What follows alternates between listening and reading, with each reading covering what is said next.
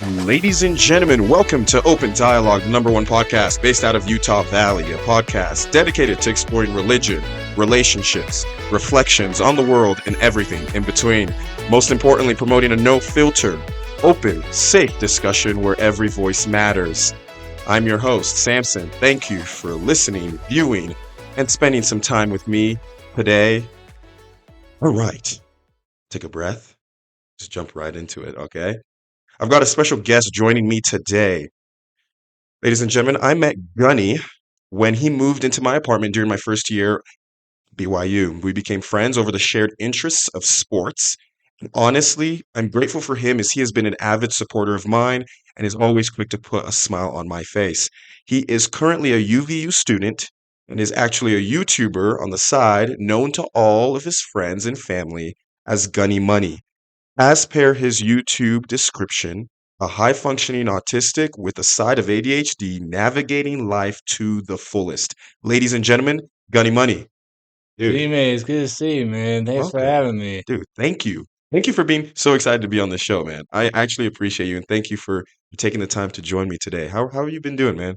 Dude, just living it up, staying busy, staying on top of everything. So it's Yes, been sir. it's been real good. That's sick, man. That's sick, man. And remind people in the audience, like, what are you studying? Like, what are you studying? What are you doing at UVU? So I'm studying communications at UVU. I'm gonna be a junior come summer, Awesome, which sweet. is exciting That's to say awesome. the least. And then yeah, I'd say I probably have more BYU pride than UVU pride at the same time. Go Cougars. But Let's go. accept it. Let's How about go. that? That's awesome, man. That's awesome. Well, hey, I wanna kind of jump right into it and we'll talk about you. In Mhm, the introduction that I kind of just did, I mentioned that you're high functioning autistic with a side mhm, of ADHD. So like what is that like? Like in I mean, me personally, I have not been around a lot of autistic people. Like you're mhm. one of the few that I know. And so educate us. Like what is that? Like what is life like?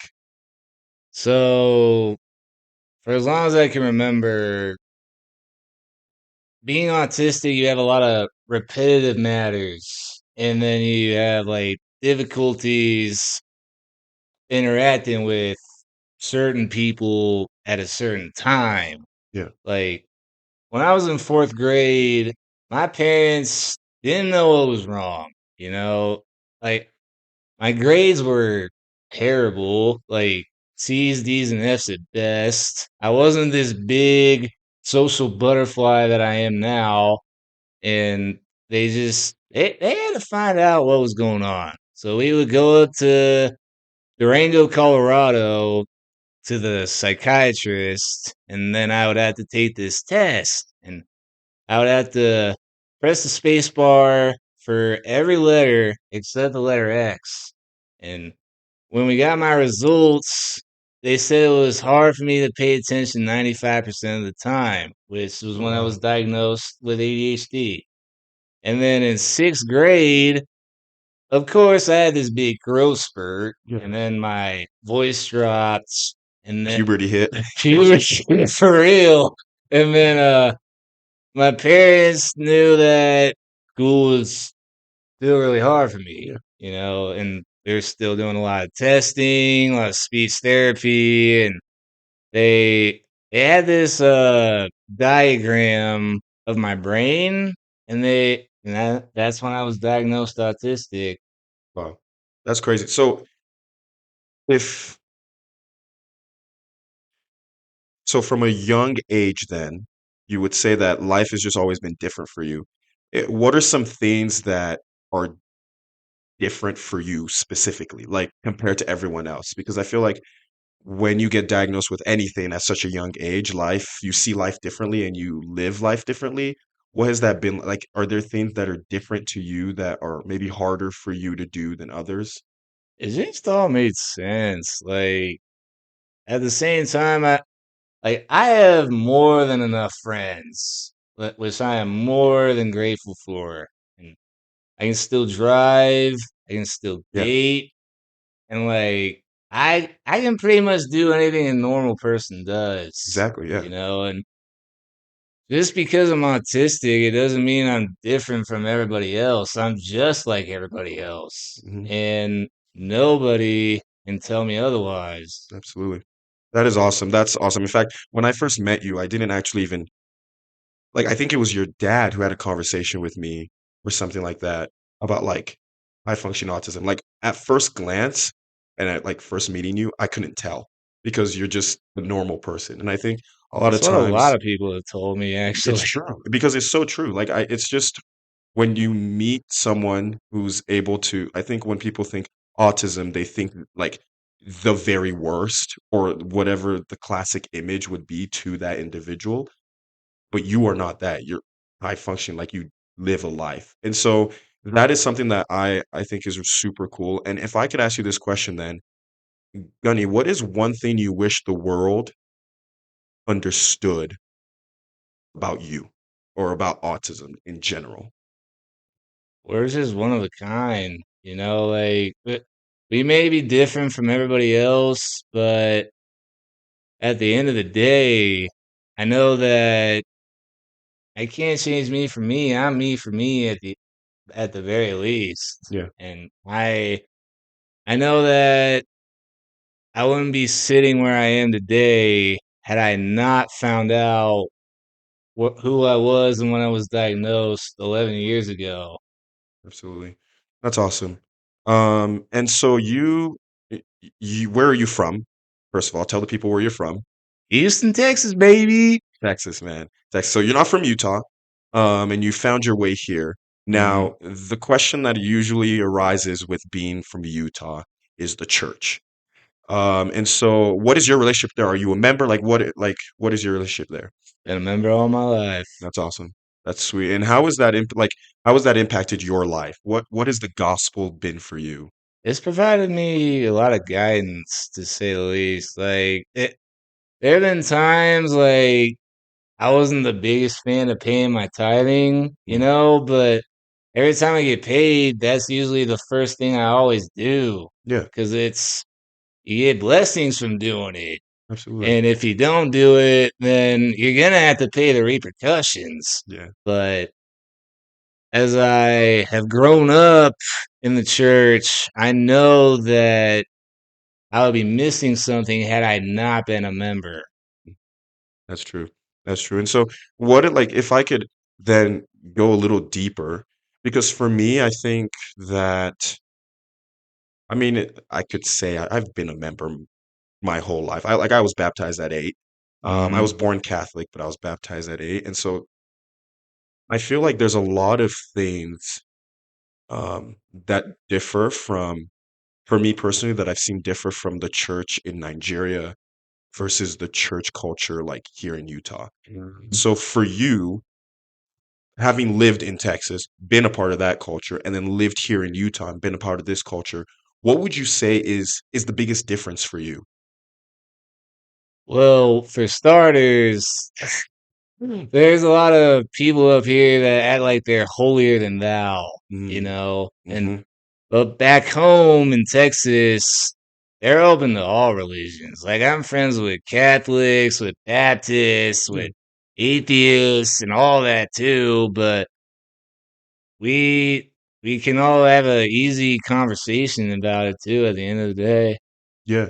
And so what would you say then is the best way to approach that? If there's people here that like, and we're speaking very generally, mm. but like when there are those people that are in this mindset of holier than thou, I like the way you put that. How do you think we approach that? Like, how do you think we fix that? When I was here in the summer of 2019, I had my first experience with my first YSA award. And a lot of the people, they acted like they were the holiest of the holy. And it really rubbed me the wrong way, you Yeah, know, and I know that, they're still being faithful, but when it comes to it, it just, it set me off a little bit. Yeah. I mean, I'm trying to think of because I feel like for me, I've been able to understand that at the end of the day, religion is you and God, Mm, right? right. And I think that God didn't God didn't make the people for the church. Mm, God made the church for the people. that's right. And so when we live in a way that we understand that like this is not my thing, like this is not a step stool over someone, this is much rather a path that I can help someone walk down. Oh, I think totally. that's a super good way to approach it. I don't know, what do you think about that? About what we just said. Yeah.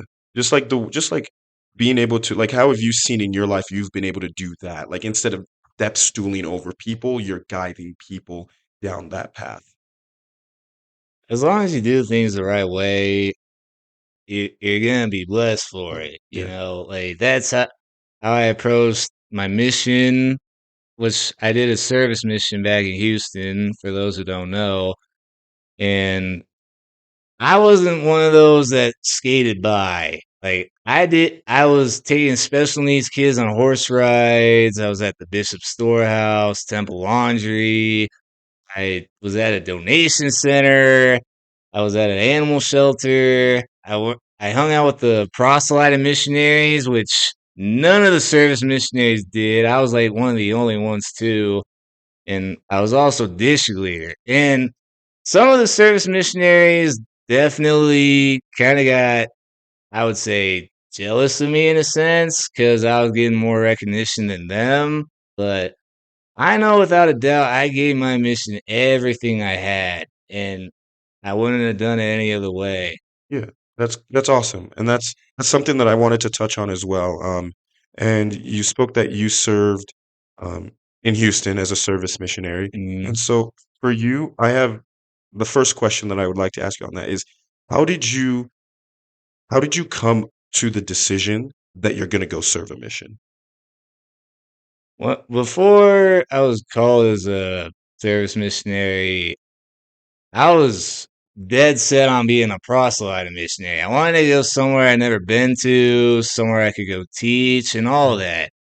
But I remember it was almost 4 years ago. My mom told me the state president wanted me to see me.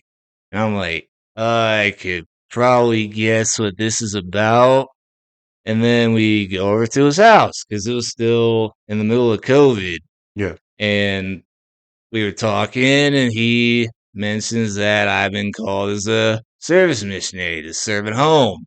And I will tell you, I was less than thrilled. I was really hoping to go somewhere and be on my own again because I was still living at home after coming home from fall semester, but it wasn't in the works for me. Yeah. And I know that Heavenly Father really had a plan for me to be a service missionary, and there's many, many memories that I hold near and dear to my heart from my mission. That's super awesome. And so in that case, what would you say? I mean, you just spoke on one of those memories. What was your favorite? Like what's one of your favorite memories from your mission? Oh man, If I mean, there's a lot, I'm sure, but like if you could just pick one to share, what would that be? probably the number one thing was that I actually got to teach this kid Alma.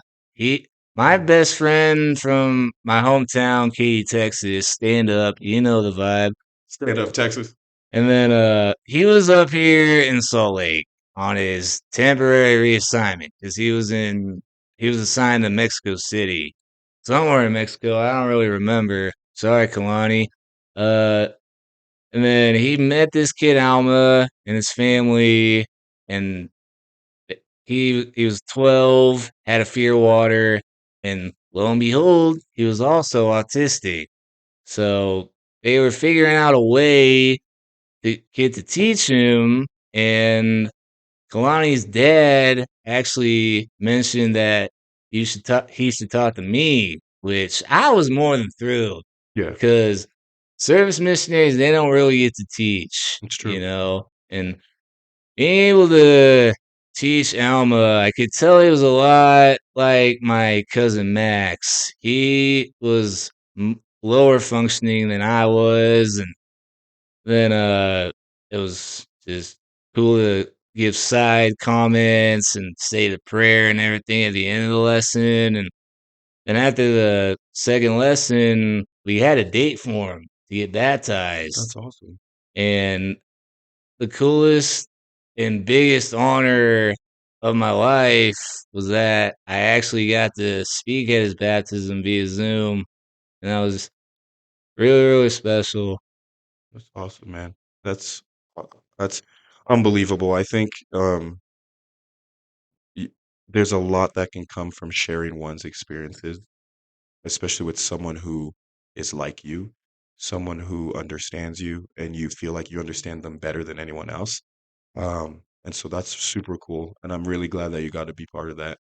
Um, and so then, Like most people like me don't get to do as much as I'm able to do. yeah, And I'm just grateful I'm able to get to do so much. dude, that's phenomenal, and I'm really proud of you, man. That's super sick. And if then I could then say the reverse on your mission, what was the hardest thing? The hardest thing would be that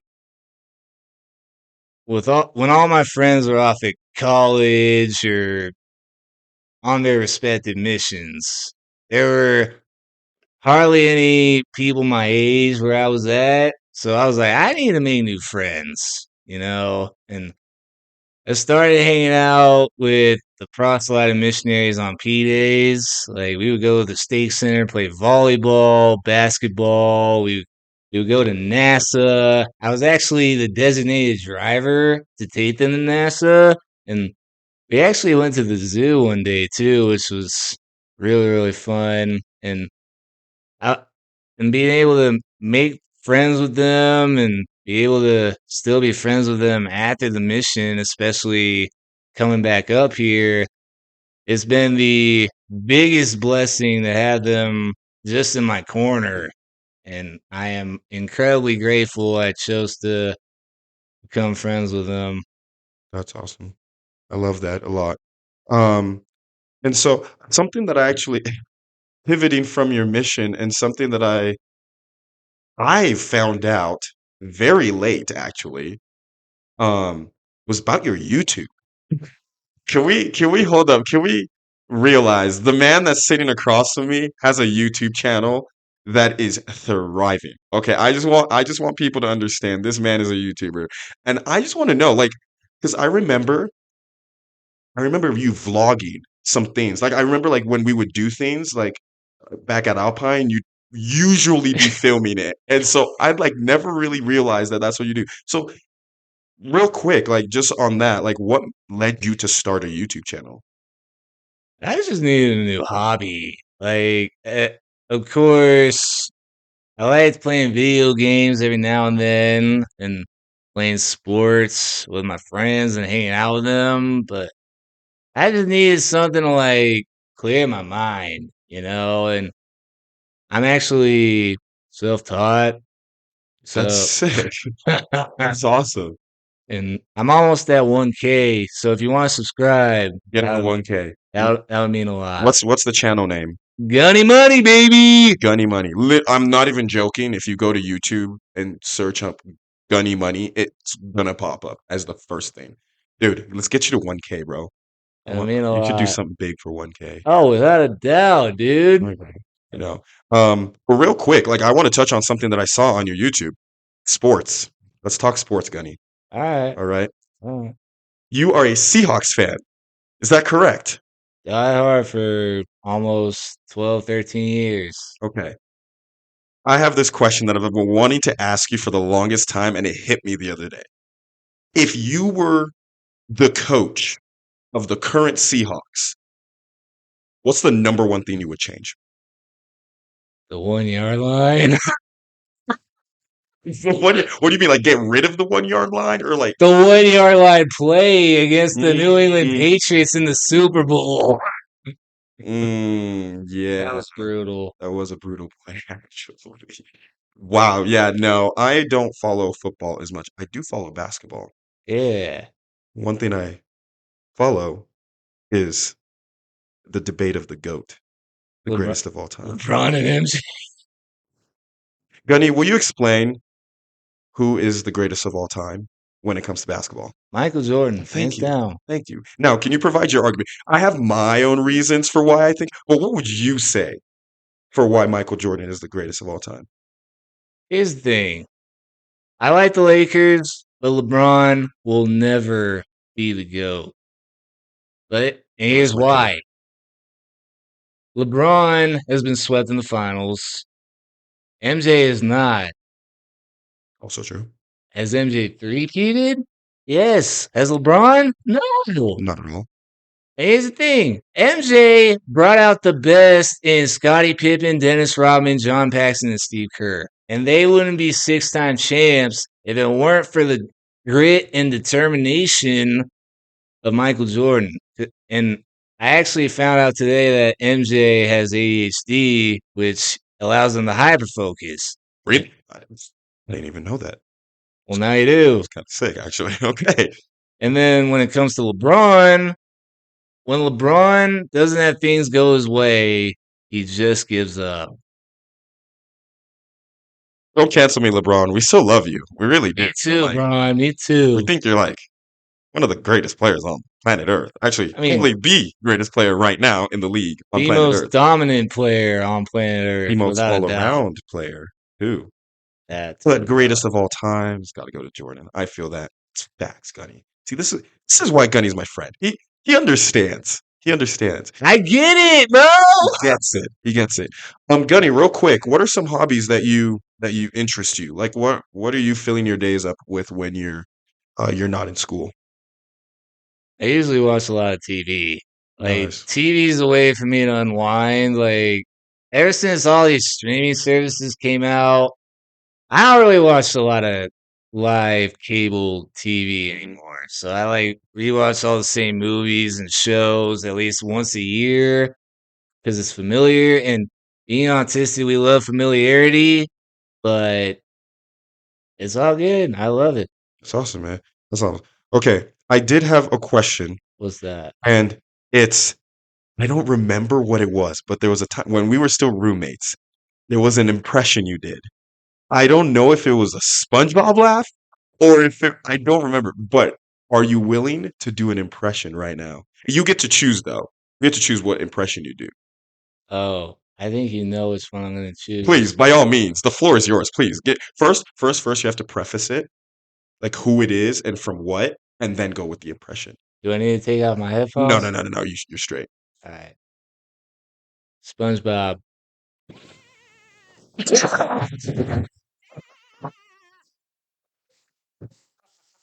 Dog, it is spot on, and like, oh my goodness. My brother would say otherwise. He hates it, but I'm like, I really could care less. Come on now. That was pretty spot on. And like, in all honesty, the first time I heard that, I was actually quite frightened because I had no clue who just made this up. I was confused. But that is a sick A impression. cannon. I don't know what my impression would be though. I think I could probably do like pretty good Barack Obama, but that's about it. I can Like do a pretty good Chewbacca, but my throat's gotta be wet for that. um Anyway, should I do the rest of this interview? No, see, I'm not. It's an on. Like I can't do it today. Usually, I can do Barack Obama. yeah, I've seen you do it too. So, I try. I try. But okay, real quick. what else we got? This is open dialogue. Okay, we've already hit religion. Hmm. Okay, I want to hit two more things real quick. First, self-reflection. From the past year, it's like March now. Hmm. Um, we're coming on April soon. This last year, what's the biggest lesson you've learned? Like what like in your interactions, like what's the biggest life lesson that Gunny has learned last year? everything comes and goes, and Mm, everything happens for a reason. Like it didn't. It took me a long time to realize that people have their own separate lives, and we all go our own separate ways because we all have our own journeys that we are all trying to fulfill. But at the end of the day, I'm more than grateful for each person that has helped shape me into who I am today. And all love to y'all at, as I share this. But yeah, I wouldn't be who I am today without them. that's awesome, man. That's awesome. And I can speak for myself and a few of our mutual friends when we say like we really do appreciate you, Gunny. There's a lot that you've been able to teach me personally, and there's a lot that I learned while being able to live with you. Um, Yeah, y'all taught me a lot too, especially Quincy. yeah, yeah, we love you, Quincy. Quincy was on episode number one. Let's check that out. Yeah. But the second thing that I want to hit is the beautiful topic of dating, Gunny. All right. The beautiful topic of dating. We're gonna start this out nice and easy. What is the ideal first date for you? Keeping it simple. I Keeping mean, it simple. I It's just mean, nice and easy. Like you are, let's say you're planning it. Like, what do you yeah. like? What's a good first date? I mean, I can't really. I kind of sound like a hypocrite because sometimes the first date, last few times have been a little more expensive than usual. Fair, fair. But I did take a girl to a jazz game, another one to a haunted Hold the house. phone. I'm sorry for those who have headphones on. This is the second. Wait a second. Wait a second.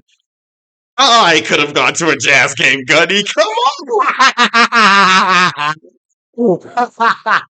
I mean, Kyrie had 50 that game, Wait, so let me get this straight. You took a girl to a jazz game for the first date? yeah. You're a dog. You're a dog. Wow. Okay. I Okay. also took another one to a haunted house. That was pretty great. Awesome. And what was another one? I also took another one axe throwing. Heber Hatchets? Mm, Bro, I love that place. I can't, not gonna lie.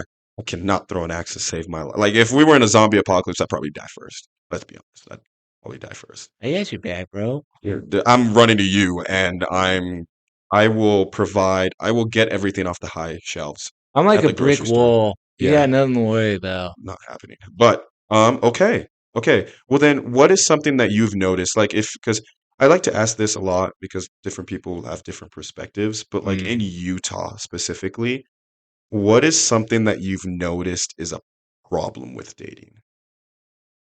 Some of these girls out here be playing games. Like, fellas, if she's not texting you, calling you, or Snapchatting you on a consistent basis, stand on business and walk away. Wait, how did you just do that, Stan? Stand on business. That's tough. That's tough. Yeah, I think I agree. I think like I feel like for me, consistency doesn't have to be like, oh, she's got to text me every day. But like Yeah. it's just consistent. Like you can, I feel like you can tell if someone is putting in a consistent effort because we're all busy, we're all college students. Oh, 100%. But I feel like you can tell when someone's putting in effort to at least talk to you Yeah. and like, I don't know, make it known that like in their minds you exist. You want to make them miss you. Exactly. That's Yeah. what Austin's told me. Shout out Austin. When is Oh, Stevie! isn't he getting married soon? Like in 2 months I'm from so now. excited, man. Everyone in this group is just getting married left and right. Love it. Okay, so then here's my thing then. If girls be playing, let's just say that. Yeah. Gunny, how do you then approach dating? Like how do you approach dating in your life right now?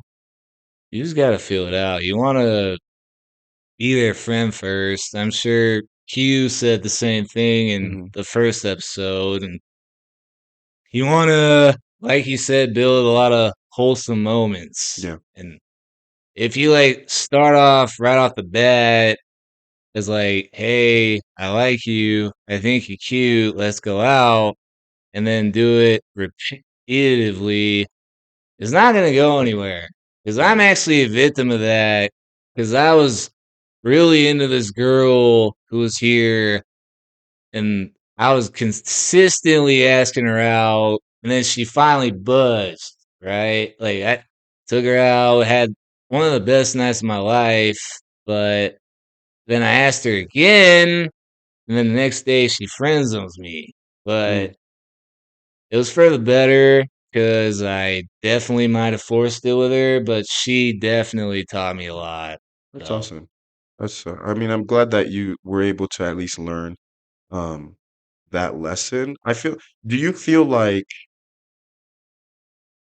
Do you feel like girls go on dates or accept to go on dates because they're like even if they shouldn't, do you think they do? I mean, most girls say yes to a first date, but you don't want to like have your expectations risen too high. Yeah, yeah. Okay. Well, I get that and I like it. I like it. Um, so that's kind of the meat of the episode, Gunny. I mean, I'm like it's so hard. Can I tell you real quick how hard it is to have conversations with your friends in less than 40 minutes? We were like at half an hour already. It's Really, ridiculous. So, it's been um, good though. that being said, let's go ahead to our open question. Okay. What's So that? I explained this to you. Gunny, the first thing he does when he walks into my place is say, "What's the open question?" Oh boy, call me out on the I'm spot. sorry, man, but like I can't tell you the open question It was until cool. this It was cool. segment. We've got two really good questions that I really wanted to deal with. Um, I want to do this one first. This one is by Marin underscore Elizabeth underscore K, who asks, "Do you have any regrets in life?"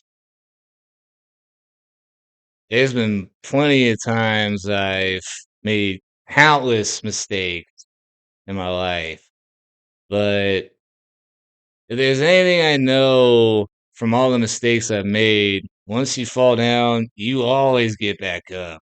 Because once you stay down, it's game over. Yeah, yeah, I feel that, and I mean, I've it's somewhat of a similar question before where I say like, "Hey, look, my regret."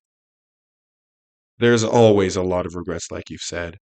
And I think the last time that I was asked this, I said something about being a people pleaser and conforming to the views of others. I think I could add to that in saying trying to change myself to please others. I could just add to that. I think that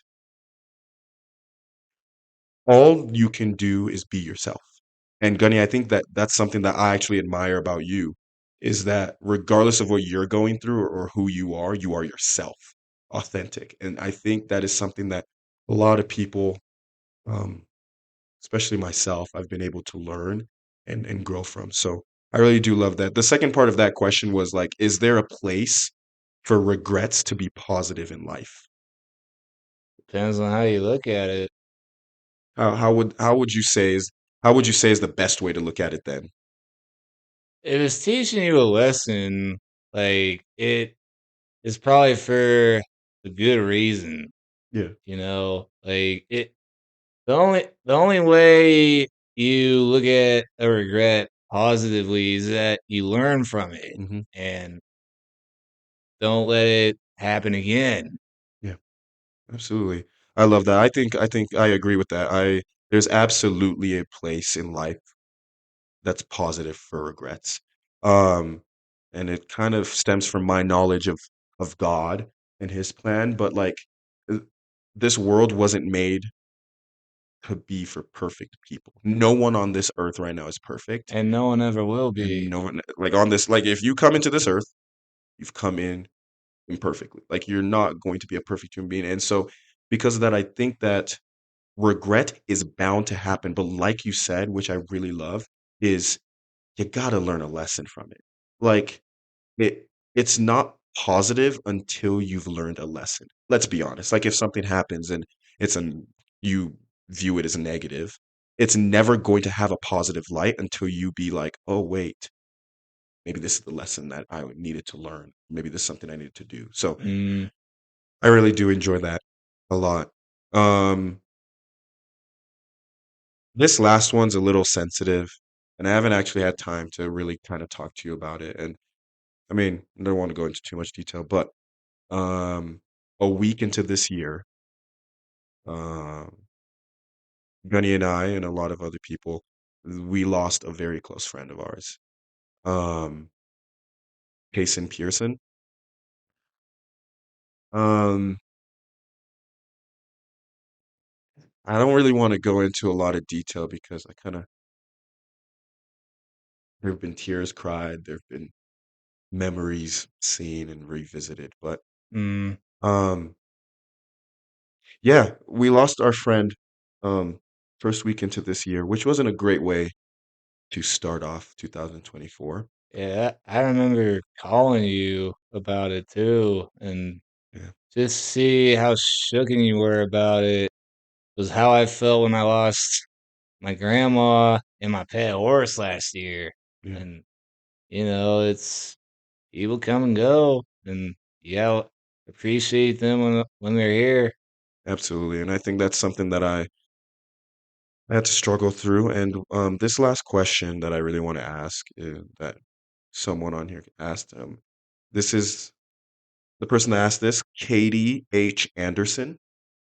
She asked how to deal with someone's passing. Um, I think we've all experienced death in one way or another, loss in one way or another. Mm, If you haven't, you're going to. It's just life. it's just how it goes. So, Gunny, how, I guess we can't really answer this for everyone else, but like for you, how do you deal with someone passing? So, as you remember, I lost my grandma last year, Yeah. and that took such an immense toll on me. Like the last few years my grandma and I had together, they weren't the greatest. Like there was a lot of turmoil, a lot of oil and water. She was a bit of a stubborn know-it-all, but that's just her who her personality was. So there's nothing I really could have done about it. But when I heard she was gone Sunday morning after I got back from Christmas break last year, I was like, what could I have done better? Like I'm actually her first grandchild, and I treated her like crap her Mm, last few years here. And ever since she left, I made a promise to myself that I'm going to treat everybody with the respect that each and every one of us deserve, that like she did. And I hope that at the end of the road, I'm not that way with my wife and my future kids. yeah, And I never want to treat my family or my friends that way either. yeah, And I hope I can be a good example to all about that as well. absolutely. And so would you say then for you, it's dealing with loss is being able to remember them and remember lessons that they taught you? Would you say that's something that helps you to deal with it? I still remember that she was one of the most generous people I probably ever know.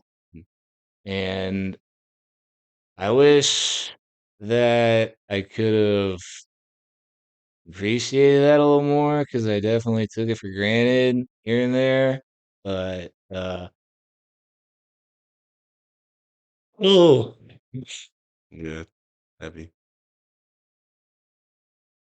uh, oh, You're good, man. I it's almost the same thing for me. I mean, I got a text from Kaysen on a Saturday, literally days before he left. And I think death has just happened without going into too much detail. I'm no stranger to it, and it's happened a lot in my life. And I feel like there are people out there where after a while, it starts to numb. It starts to be a numbing feeling, which Mm. for me has occurred. Unfortunately, there's been so much death that I've like had to experience that I'm just like it happens and it's just numb. I feel like for me personally to answer that question, the way that I deal with people passing is deeply rooted on my belief that this is not the end. Oh yeah, like King T'Challa at the end of Black Mhm. Panther. Death is not the end. Yeah, yeah, absolutely. And I think that is true, whether it isn't in the movie world or in reality. Like, in all honesty, I really believe that there is something after this, and having that knowledge enables me to celebrate one's life Mm. rather than mourn the fact that they're gone. In fact, one of the bracelets that like we all got from Kason, I haven't taken off since. It's something that he always said a lot, where he said, "Don't cry because it's over, smile because it happened." And I think that's a really important lesson on how to deal with someone passing away. And I'm sure that it's one of those things with you and your grandma, I'm sure, where it's like there are moments that happened, and that's what you focus on. That's what you learn from and grow from. And so, pretty heavy way to finish off the podcast, but um, we love you, Kason, We love you, bud. and we love you, Grandma. And if there's anyone out there going through anything like that, please reach out to those around you. Gunny was one of the first people, like first people, um, to reach out and check on me and become friends. And so, you're never alone when it comes to dealing with someone passing away, I'd say. But Gunny, do you have any final like when you look at this entire podcast, like do you have any final last things? Um,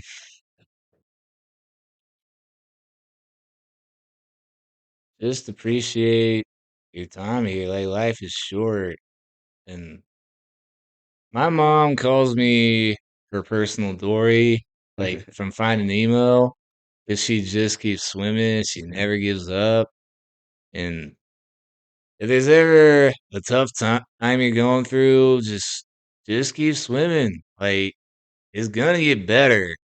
You gotta go through the hard times to appreciate the good times. That's a bar, by the way. I hope you gotta go through the hard times to appreciate the good times. Gunny, once again, thank you so much for taking some time out of your evening to come on the podcast with me.